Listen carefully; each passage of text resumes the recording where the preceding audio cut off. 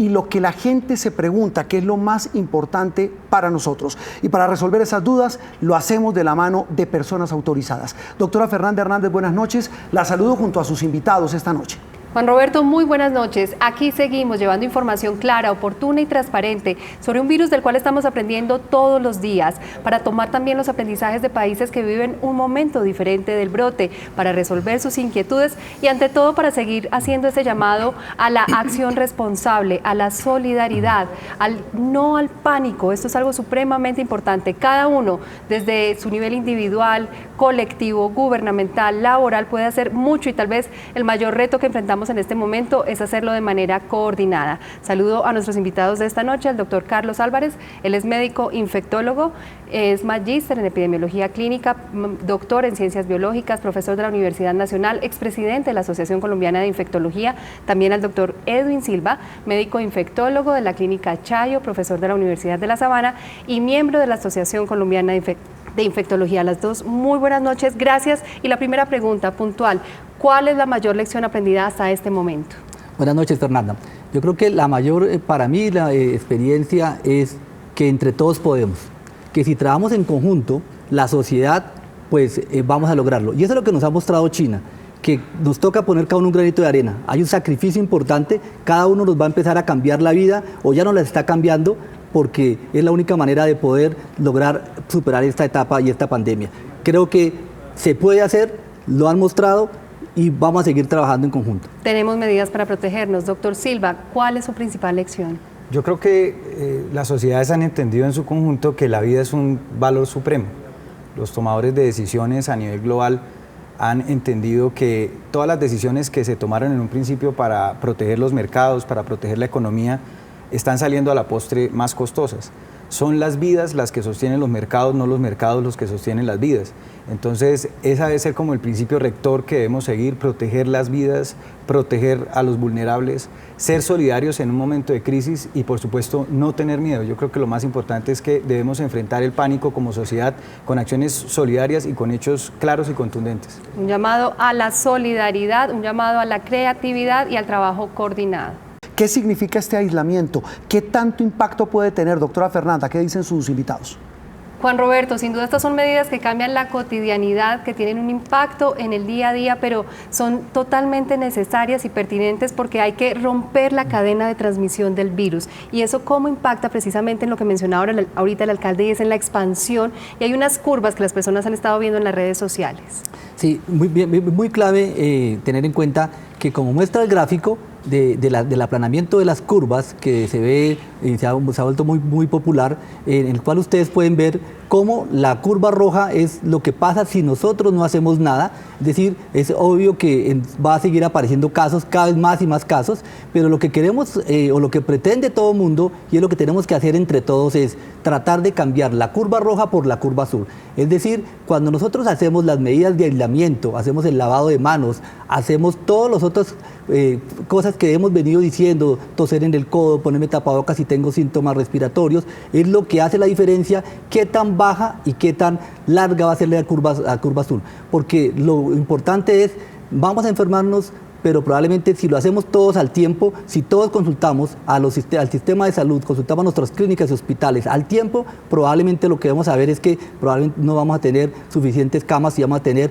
mucho estrés en los servicios hospitalarios por la limitación que podría darse. Ningún sistema de salud está preparado para recibir el número de pacientes que llegaran a hacer si no hacemos ninguna medida. Entonces yo sí creo que medidas como la de los niños, creo que el ministro lo comentaba claramente, el hecho de tener los niños, limitar a los niños, no solamente evitamos que los niños se contagien, sino que los niños a su vez no contagian a sus abuelitos. Por ejemplo, en Colombia tenemos muchas veces los niños son cuidados por sus abuelitos. Así que es una medida fundamental para cambiar el curso. Vamos a seguir teniendo casos, pero que sean mucho más lentos para que puedan ser manejados por nuestro sistema de salud y así poder protegerlos y proteger a los profesionales. Doctor Silva, precisamente estas son medidas en grandes grupos, en colegios, en universidades, pero llamados también individual, a disminuir esa interacción social. Sí, yo creo que lo han recalcado todos los invitados. La idea es empezar a disminuir el grado de interacción social. A esto le llamamos distanciamiento social o tomar distancia social. Y eso implica obviamente que la vida y la cotidianidad sea interrumpida.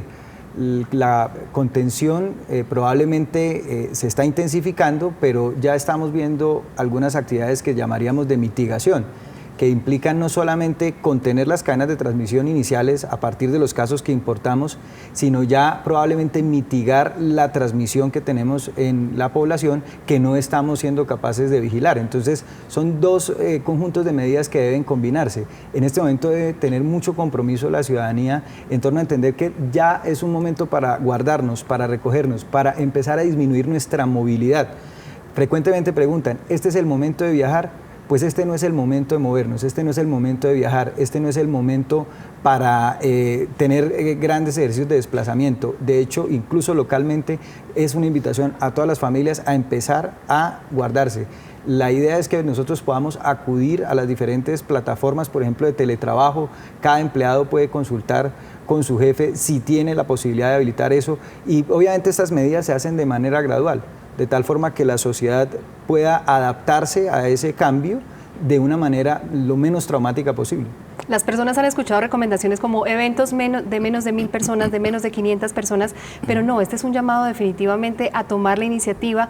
No significa que en menos de 500 personas no haya riesgo, ¿no es así? Son medidas graduales, entonces yo creo que la autoridad sanitaria va generando o marcando un paso para que la sociedad vaya en su conjunto implementando las medidas para adaptarse de una manera poco traumática, progresiva. Si se impusiera una cuarentena, como lo hizo el gobierno chino en Wuhan, pues esto es bastante traumático, y de hecho muchos expertos discuten la efectividad de ese tipo de medidas de choque.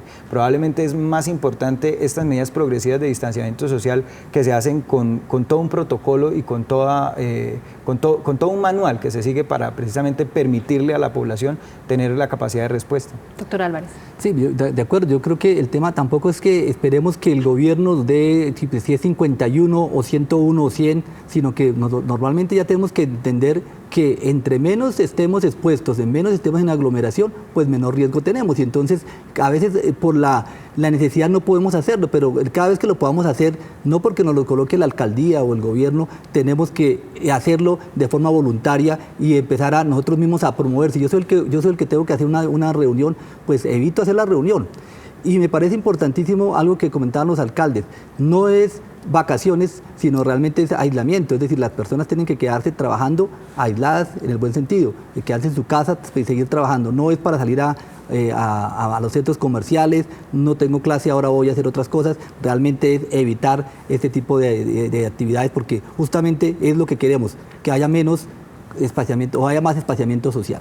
Exacto, para disminuir la oportunidad de la transmisión del virus. Vamos a hablar con la doctora Fernanda para despejar un poco los mitos que todavía existen alrededor de este contagio del coronavirus, lo que no sabemos y lo que sabemos de este virus.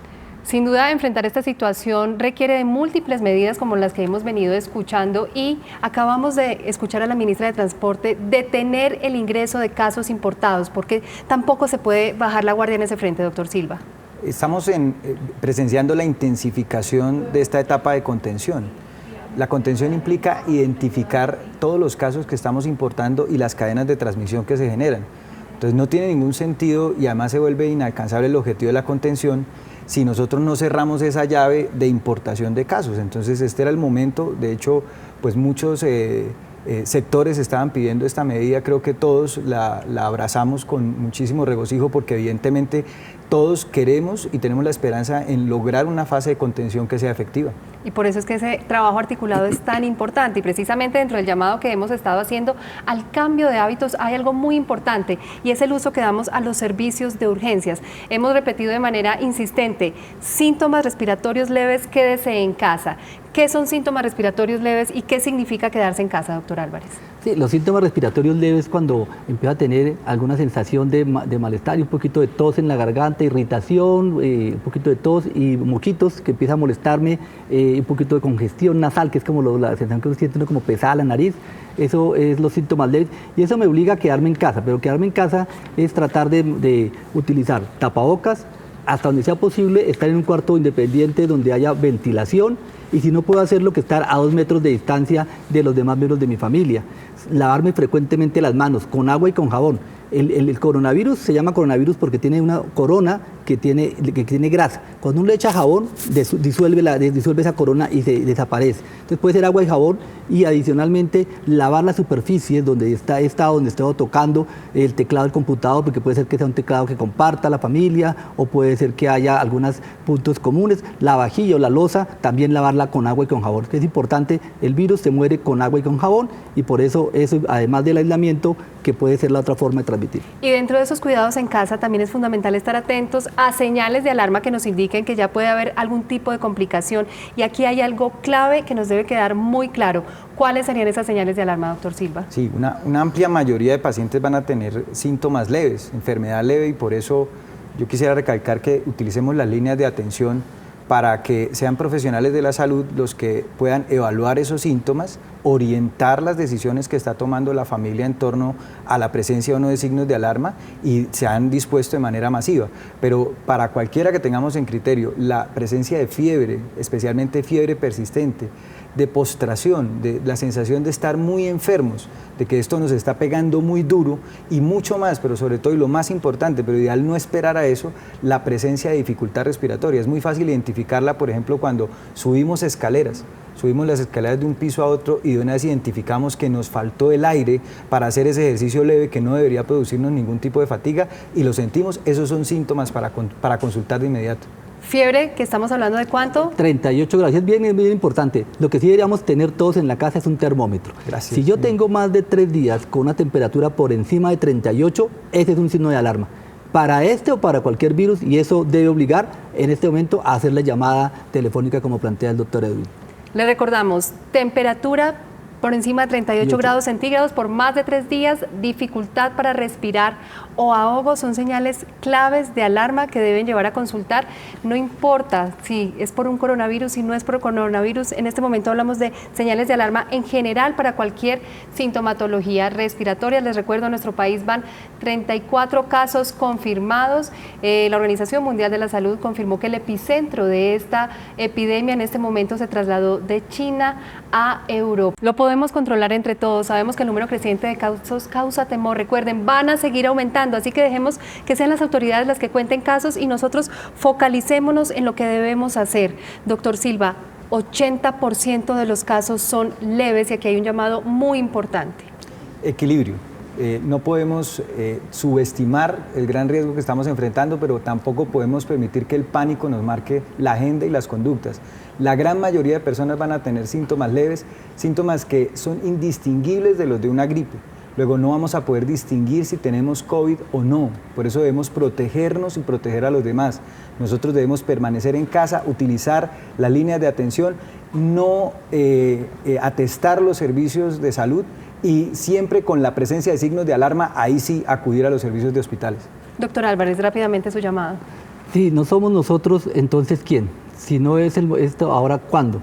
Yo creo que la respuesta es concreta, el momento es ahora y somos nosotros los que tenemos la responsabilidad de cambiar la curva de la epidemia. Y esto la cambiamos siguiendo las recomendaciones de las autoridades, pero también dejar del escepticismo al pánico, actuar y cambiar nuestro comportamiento. Es el cambio del comportamiento lo que nos va a sacar adelante. Ese llamado a la solidaridad, a salvar vidas, y cada uno lo puede hacer con cosas tan sencillas como la información que comparte.